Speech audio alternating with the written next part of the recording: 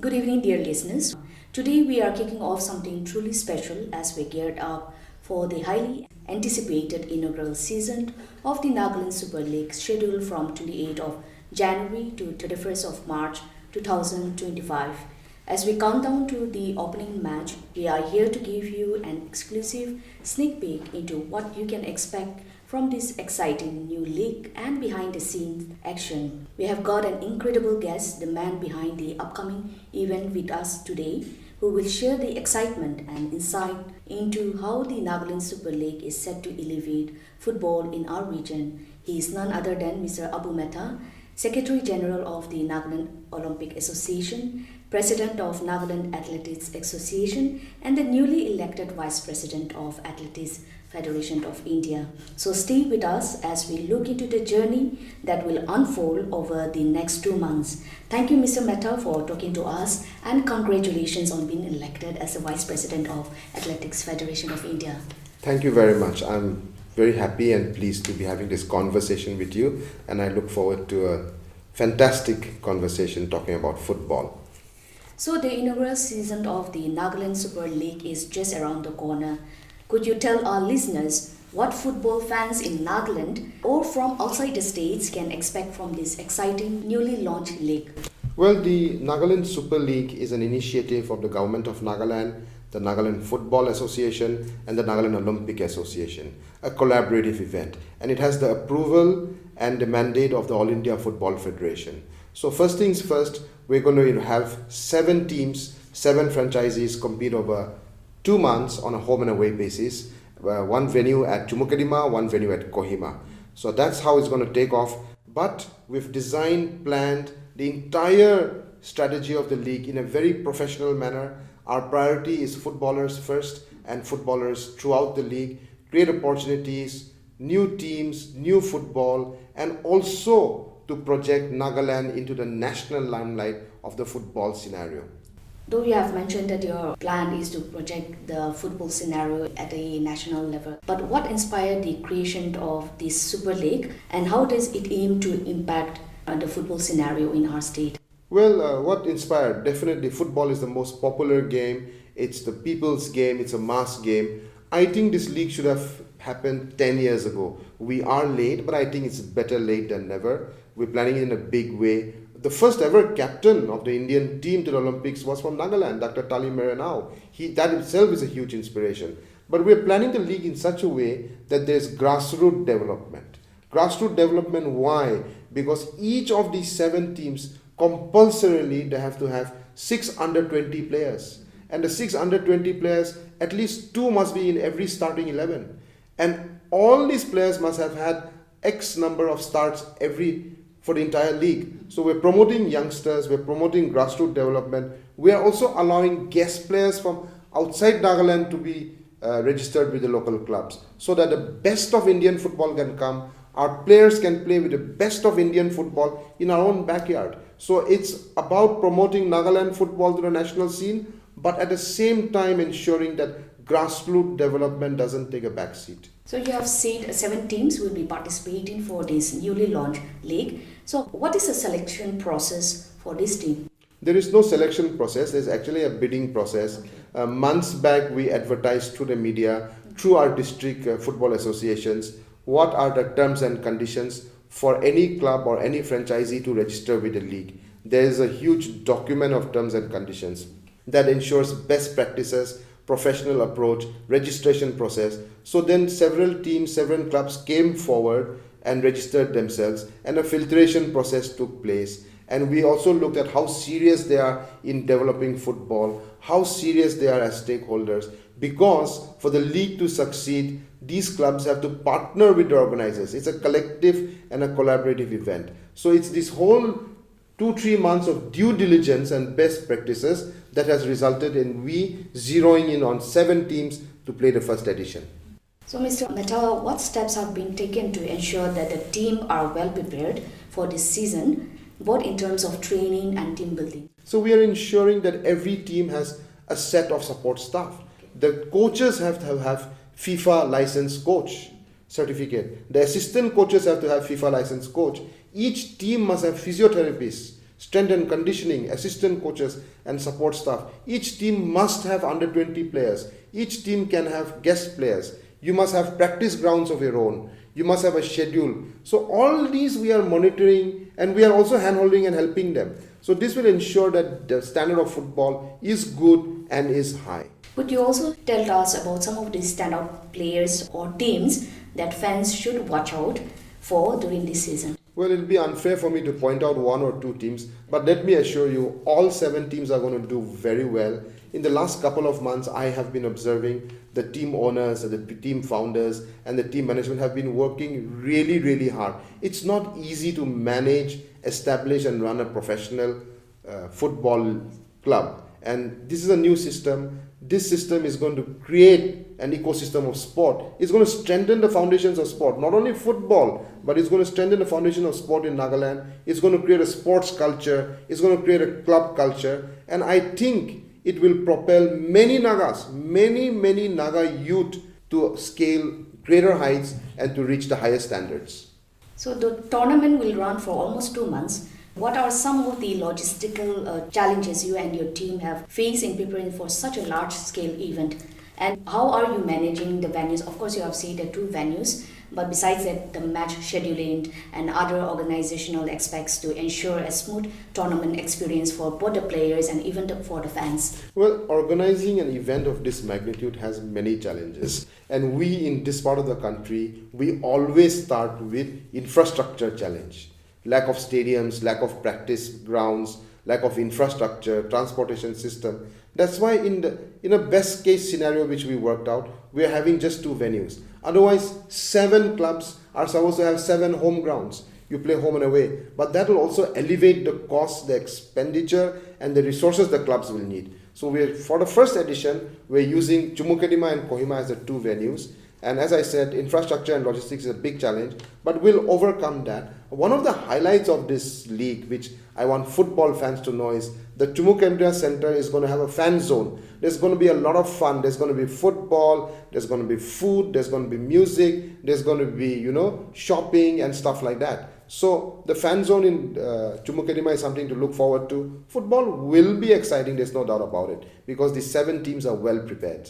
One of the goals of the Nagaland Super League is to provide a standard platform for the emerging and established football talent. So how is the Nagaland Super League governing body ensuring that young local players have the opportunity to showcase their skills?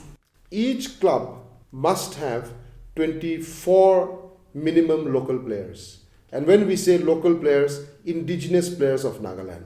The governing body and its administrative mechanism is doing due diligence with all the documentations. We are ensuring that local players from Nagaland get maximum opportunity. As I said earlier, out of that, 6 must be under 20. You can have more than that. Also, we are encouraging the clubs to also have your own academies, which some are already doing. So it's not only about playing the league, but the grassroots development work is also happening. At the same time, on the other hand, we are also pressuring and pushing the government to give more facilities, better funding, better resources, so that these clubs go on to scale greater heights. The clubs have to succeed if the league is to succeed. It doesn't work in isolation. Both sides, the clubs, the franchisees, and the league have to succeed together. So our job is to ensure that we have fantastic football, but it's also our responsibility to ensure that the clubs succeed. Will there be any talent scouting or youth development programs connected to the league that can help identify? Definitely. First of all, the under 20 players are going to be watched by the Nagaland selection board, because immediately after the league, the under 20 national championship is taking place. So the under 20 team for Nagaland, the coaches are going to be looking out.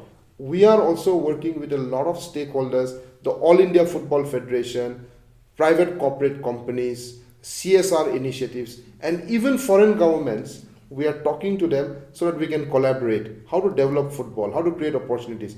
Because it's not only about football, but I think this platform of football gives opportunities for youngsters to strive towards their dreams, their aspirations. It opens doors for them. Sport is also education.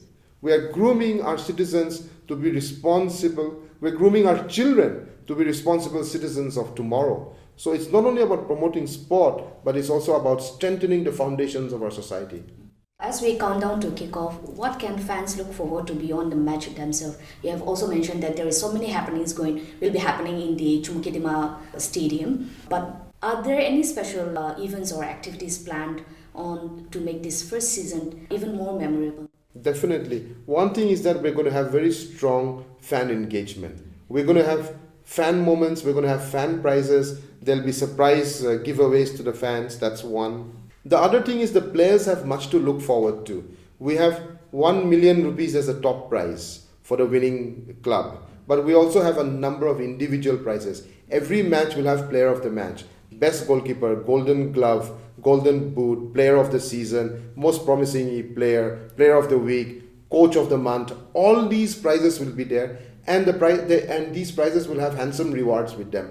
We are constantly in talks with a number of companies, well-wishers and corporates to support us in this initiative. So a number of prizes to win, opportunities to go higher, winning clubs will go to the I-League. So I think the entire dynamics of sport and football in Nagaland will change once this NSL kicks off.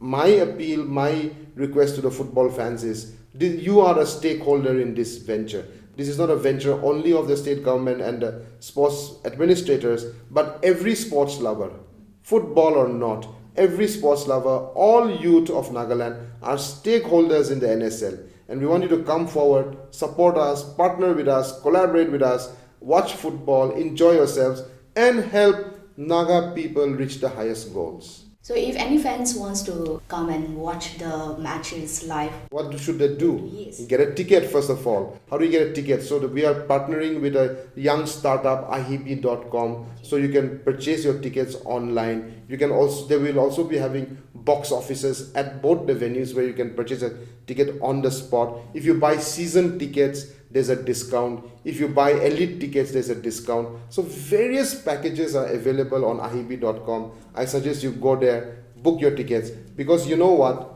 Seats are limited. could you also share some details about some of the major sponsors for the inaugural season of the Nagaland Super League? In fact, we're happy that a number of corporates are partnering with us. It may not be huge and big amounts, but we're happy that they're partnering with us. Coca-Cola has agreed to be the official beverage partner. Kingfisher is the official packaged drinking water partner. And Sechü India from Hyderabad, one of the initiatives of the Hornbill Festival and the roundtables, came forward and become one of the principal partners. Toyota is coming forward to sponsor some of the prizes. Royal Enfield is coming as a prize sponsor. So there's several. So I suggest the fans not only to follow the football, but also follow us on social media, because the updates are so much that I just can't explain everything at one go. But follow us on social media, and all the matches will be live streamed. We are partnering with satellite television companies to have a weekly show that will also feature some of the best moments of the week. So a number of layers, different initiatives, and hundreds of people working behind the scenes to ensure that the NSL is successful. And let me tell you, I'm very, very confident that the NSL will emerge as one of the best football leagues in the country. I'm confident, not because of us, but because of the talents of our youngsters. Mr. Metha, what are the plans for the future of the Nagaland Super League? Will there be any expansion or new initiatives in the next season? Definitely. First of all, the winners of this league will qualify for All India Football Federation level tournaments. We will also continue conversations to expand the league. We need to have football academies with these clubs. We need to have maybe a lower division for qualifying. We could look at relegation and qualifying from 2 levels. So these are all the aspects we're looking at. Even as the league kicks off, my appeal to sports lovers and football lovers is the door is still open for next season for more teams and franchises to come in. This is only the beginning of a long and exciting journey. Finally, what message would you like to send out to all the football fans and aspiring players in Nagaland as the Nagaland Super League draws near? My message is very simple and straightforward. The sky and beyond is the limit. We are capable of reaching the highest standards. Naga youth, especially our sports persons, must have the courage and be brave enough to know that you can reach the top. Our good friend and inspirator today, Hotoshe Sema, won medal at the Olympic Games. If he could do it without a leg, I'm sure many of you can reach the highest levels. The epicenter, I think, the epicenter of Indian football and the pulse of Indian football is going to be in the Northeast. And Nagaland is going to play a key role. That's our aim, that's our aspiration. We will work tirelessly to ensure that Naga footballers, Naga sportspersons get opportunities. I want footballers, sportspersons to walk the extra mile, run the extra mile, because at the end of the day, it's only hard work that will ensure success. Well, there you have it, folks. The countdown is on for the much-awaited Nagaland Super League, kicking off on 28th of January and running through 31st of March 2025. With so much energy, passion and talent set to fill the air, it is clear that this season is going to be a game-changer for football in Nagaland. A huge thank you to our guest, Mr. Abu Metha, for sharing all the exciting details about the league and its preparation. This league is more than just a tournament. It is a celebration of football, unity and growth. To all the football fans out there, make sure you don't miss a single moment of the actions when the season kicks off. Keep your eyes on the field because history is about to be made here at our own state, Nagaland. Thank you for tuning in.